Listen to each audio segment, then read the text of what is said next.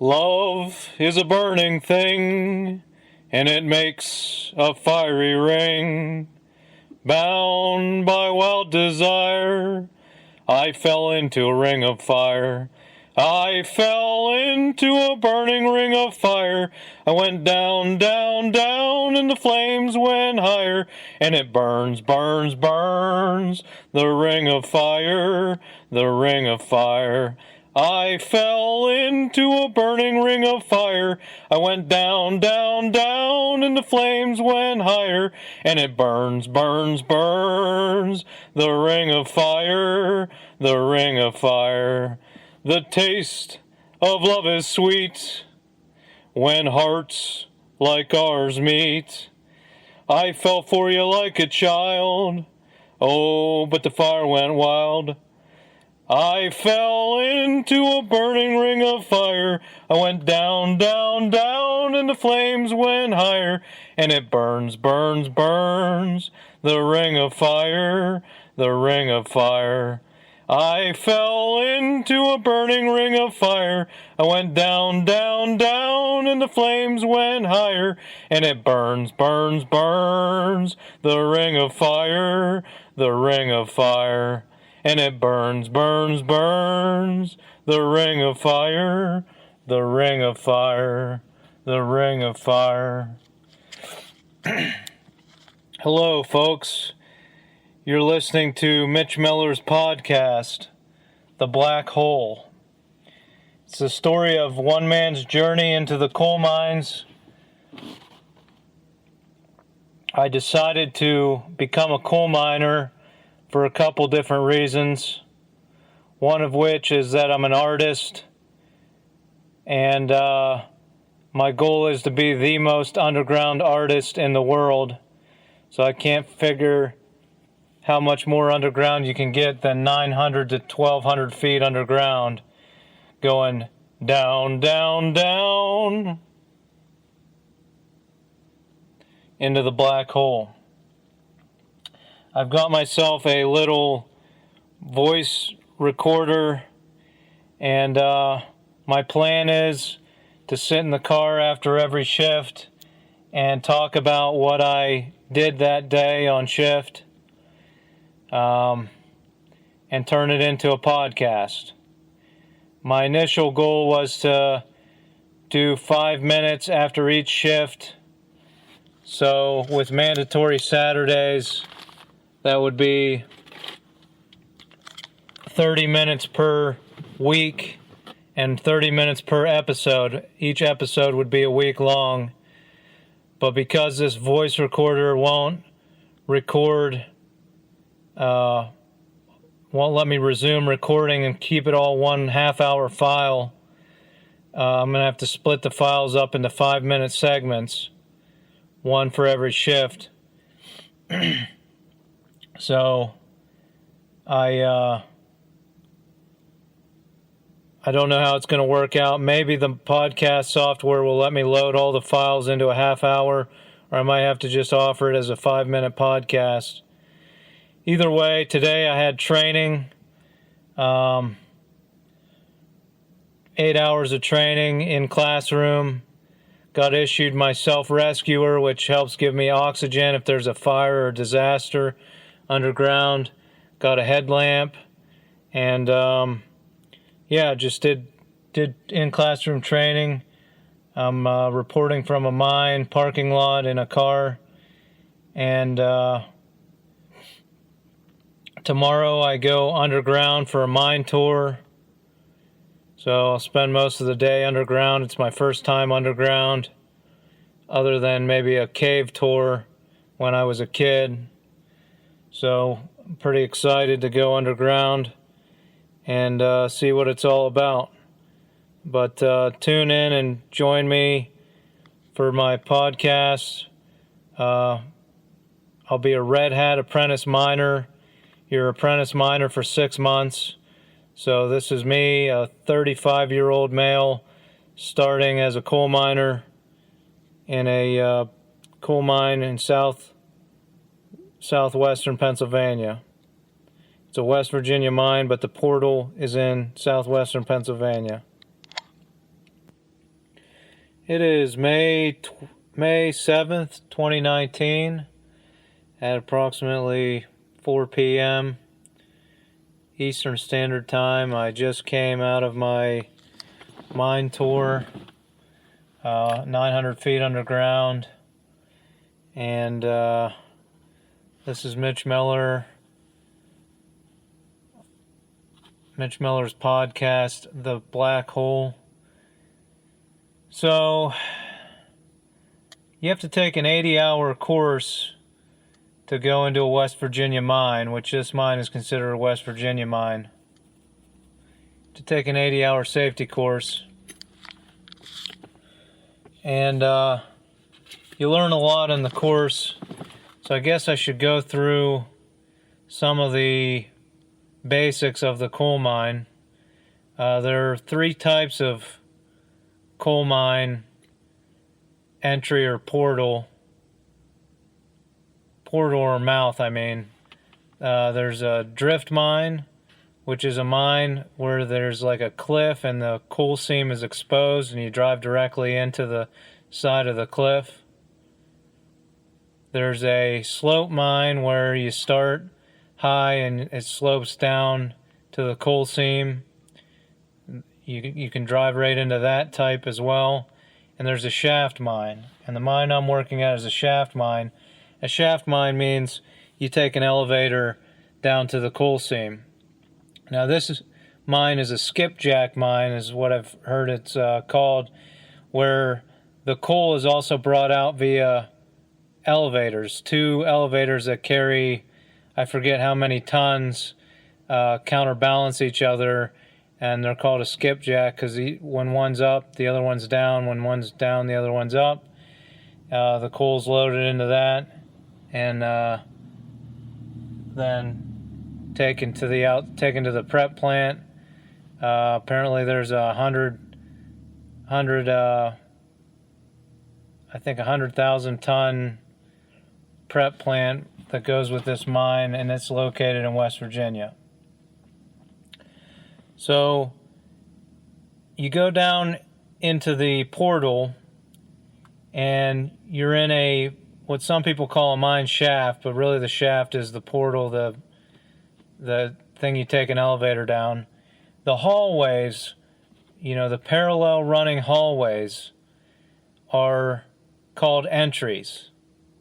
And when you mine 3, 4, 5 entries all parallel to each other, forming long hallways. Some of them have tracks in them. Some of them have a belt in them to transport the coal. But these hallways have crosscuts that cross and connect them. So the crosscuts cross and intersect, and those are about every 150 feet. So this mine is also unique in that it's not only a skipjack mine, but that it's a trolley mine, meaning there's track and trolley, and that's the type of trams you take, the man trips, the carts that take you into the mine. They run on grounded track, and there's a wire mounted to the ceiling that's a trolley wire, and there's a trolley pull that comes off most of these man trip devices that gets power from the trolley wire. Also, some of the machinery that mines the coal is connected to the trolley wire since it's carrying electricity to all parts of the mine. So we took our mine tour and we took a cart that ran on rails. It's called a man trip. Deep within the mine. It takes about 45 minutes to get to the working phase, nearly an hour. I forgot my watch. I'll try to remember it tomorrow. But it was an interesting journey. I mean, at the beginning of the mine, the older part, the ceiling looks a little scary. As you get closer to the working face, which is where the coal's being mined, it looks a little better. It is May 9th, 2019 at 2:27 a.m. Eastern Standard Time. I started my first full shift as a coal miner today. Well, actually yesterday. I'm working the afternoon shift, which is 4 p.m. to 12 a.m., 4 to midnight, and picked up 2 extra hours. Worked a 10-hour shift. So, a couple things in these hallways I was talking about, which are called entries. There's the walls are called ribs, and the ceiling is called roof. So you have roof and ribs. Now, there's in the world of coal mining, there's high coal and there's low coal. High coal is anything over 48 inches high. Low coal is 48 inches and under. So low coal mines, you're crawling around on your hands and knees a lot. High coal, you can stand up in usually. The mine I'm working at is a high coal mine, but because it's so old, there's parts of it that are like working in low coal, and that's where they put me on my first shift in the mine. There was a federal inspector that tagged a crawl space that needed to be shoveled out. So me, a black hat, and a boss went back took us about 20 minutes to get back to the area where we'd be working. 20 minutes on either our hands or knees or hunched over, crouched over at the waist. Once we got back there, we had to crawl on our hands and knees, and sometimes army crawl on our stomachs to get back in this crawl space and shovel. We had a system with a bin tied to ropes, a little black square bin you see at Home Depot sometimes, that we would fill up with rubble, or gob as it's called in the mining industry. Anything that falls is called gob. We'd fill it up with gob and pull it out of the hole and dump it. So it was an interesting night, to say the least. Started if you were claustrophobic, you definitely wouldn't want to have started in this situation. But you can't help thinking about things like, what if an earthquake hit, or the thoughts that go through your mind when you're 900 feet underground are interesting, to say the least. So there was an evacuation map, and if we did encounter a roof fall, it looked like we were going to have to crawl about half a mile to a mile to get out of there. So nothing is extremely easy in a coal mine, I guess. But when you're back 20 minutes, if an emergency happens, you get injured, it's a long haul to get somebody out of there. But all's well that ends well. I'm out safely. I might have to go back to the same area again tomorrow night. We'll see. And was somewhat productive. Hopefully the federal inspector passes what we did, so that the mine doesn't shut down. And that was my first night. Took a little trolley tram car for part of the way, but then we had the 20-minute walk in, which was interesting. May 10th, 2019 at 12:19 a.m. Eastern Standard Time. Just got out of the mine. I didn't have to do a 10-hour shift like I did yesterday. Was put back in the hole again today. Way back, 20 minutes in, on hands and knees and crouched at the waist. Reminded me a lot of that movie, The Great Escape, where we had about 100 foot of rope on each end of a black tub, one of these black tubs you might see at Home Depot to mix your mortar in or cement in.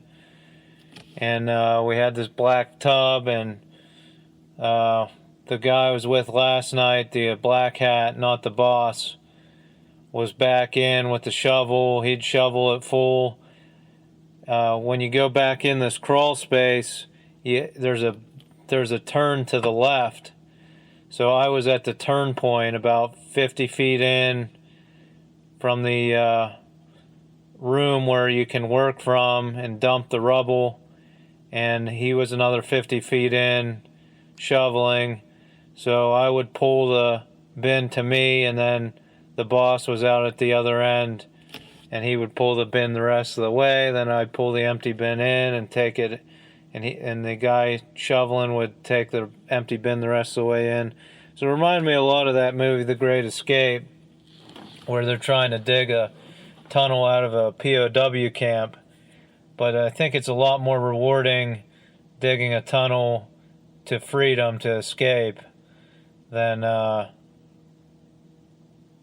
just trying to meet an inspector's needs, because it's a exercise in futility. The more you shovel the bottom out, rubble comes rolling down from the sides, because you have to lay off to the side to shovel and to fill the bin up, and then as you move around in there, the shovel hits the side, more rubble comes tumbling down to the bottom. So it's I only spent half a shift doing that tonight. The rest of the shift we were dragging the bottom to get the coal dust mixed in with the rock dust.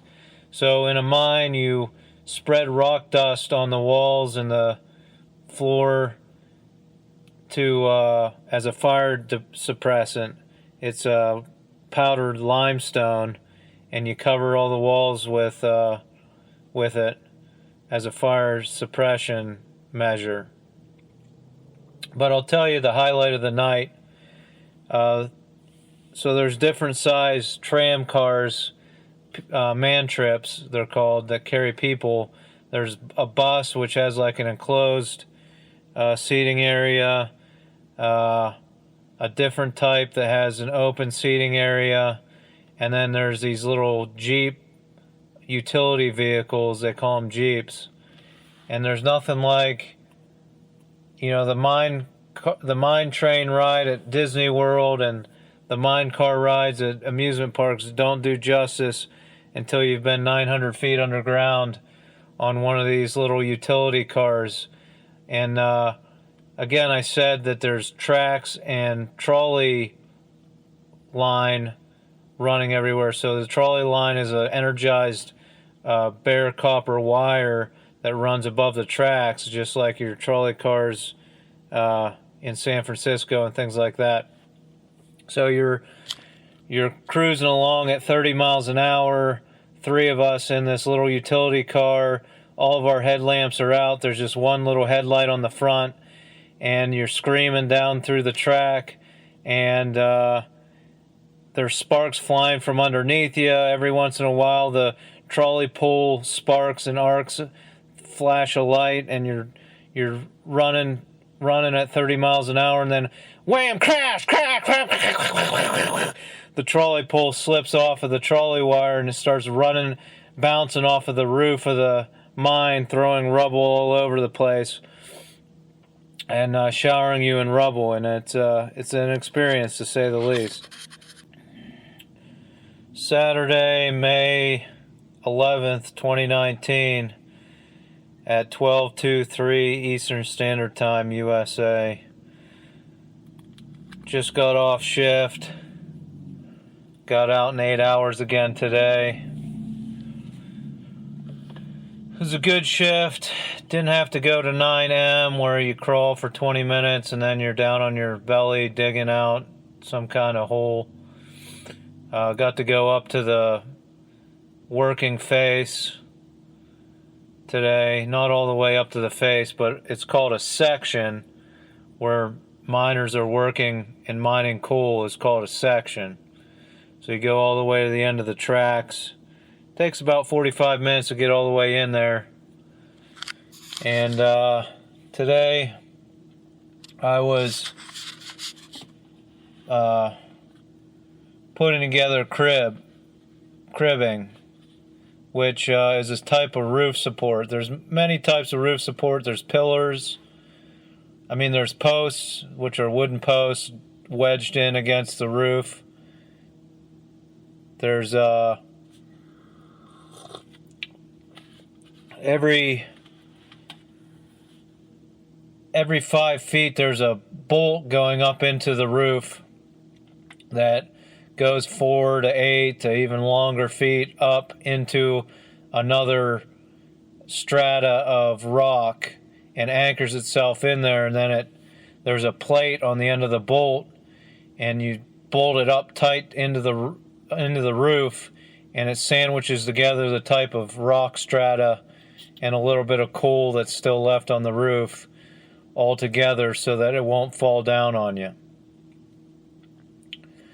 Now, cribbing is 4-foot wood pieces that are cut like Lincoln logs, and you put them together in a square so that they form like a column, a hollow column, and they're it's like a wood pillar that you then wedge at the top in against the roof.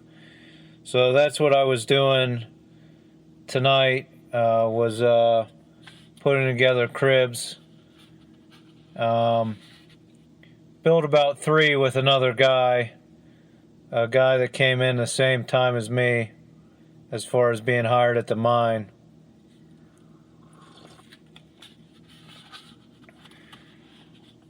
You have to excuse me, I'm sipping a little bit of coffee before I get on the road here. So, as I said, it took about 45 minutes to get in there. It was a good shift, and not too much to talk about off of the shift. There was a scoop.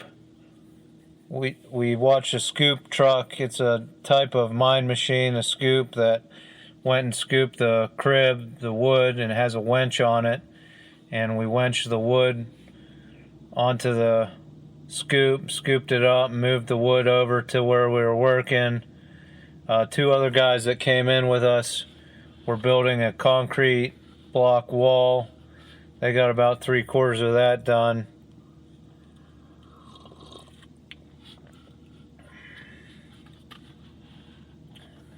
So I do want to talk about something personal. One reason why I came to work at the mine, and it has to do with radio waves. So I despise radio waves. I think that radio waves, or RF, radio frequency, whatever you want to call it, it's what your mobile phones run off of. I think that it is unhealthy, just like secondhand smoke. It's unhealthy. I think it causes mental health issues, migraines, brain cancer, brain tumors. We know that the occurrences of brain tumors and brain cancer has risen since the advent of the mobile telephone. And I think nobody really thinks about it because everybody's addicted to mobile waves. But the mental health industry has grown in direct correlation with how many radio towers have been built in this country. So 900 feet underground, first of all, where I sit now is there's no reception for my mobile telephone. Now inside the mine building there is, but 900 feet underground, I'm pretty shielded from all these mobile waves. So that's one reason why I go underground. I look at it as therapy for my brain, so that I don't get brain tumors or brain cancer. I think it's unfortunate that the state of the United States is that everybody's so addicted to mobile telephone waves that we can't find one city where I can have all the modern conveniences of a major industrialized city, but I don't have to deal with mobile waves blasting through my skull at all times and all hours of the day. Now, that being said, I live in the city of Pittsburgh, and I can actually hear the mobile waves, the radio waves. Sometimes they shift into a different direction, and it sounds like a popping of the ears when your ears pop, but it's not. I know when my ear pops. There's other indicators in your body when you know when your ears pop. I'm a certified scuba diver. I know when my ears are popping. It's not my ears popping. It's actual radio waves changing direction in the city of Pittsburgh, and I can hear them change direction. So when you hear silence, there's a low-level hum that you can hear. Now that silence is not true silence. I've been down in the mines and I don't hear that low-level hum that is radio waves. We have turned up the frequency of the radio waves to such a high degree that you can actually hear them as a baseline of silence, as what we know and what our children will know as silence. Now, how do we let things get to this state? Well, scientists will say that the sun emits a low level of radio waves that strike the Earth and other stars. Sometimes when they have sunspots and things like that, they release a bunch of radio waves that strike the surface of the Earth. So that's the excuse for why we allow radio waves to be transmitted, these invisible waves to be transmitted through our bodies and through our brains.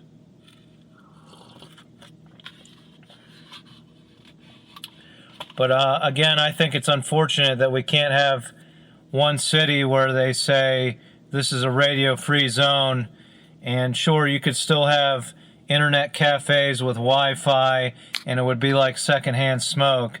But if you want to have your pocket device and be connected to Facebook, you could still go there. But I think people would be perfectly happy with all the modern conveniences of sitting in their living room with a laptop that's plugged in by a wire surfing the internet. I don't think you need to have internet everywhere you go, and people are obsessed with not being bored and being able to play on their little devices everywhere they go so that they're never bored. Well, you could still download all those stupid little games onto your mobile telephone, even if it didn't have service, and play them whenever you got bored or you're sitting on the bus or doing whatever. So I hope someday there is a city that says we're going radio free, and I think it should be Pittsburgh because that's where the first commercial radio station was produced. But anyway, I may contract black lung and die of black lung disease, but at least I won't. I'm lessening my chances of getting brain tumors or brain cancer. If you'd like to hear or find out more about the most underground artist in the world, Mitch Miller, go to my website, www.plotm.com. That's plotm.com, M as in Mitch, and check out some of my artwork.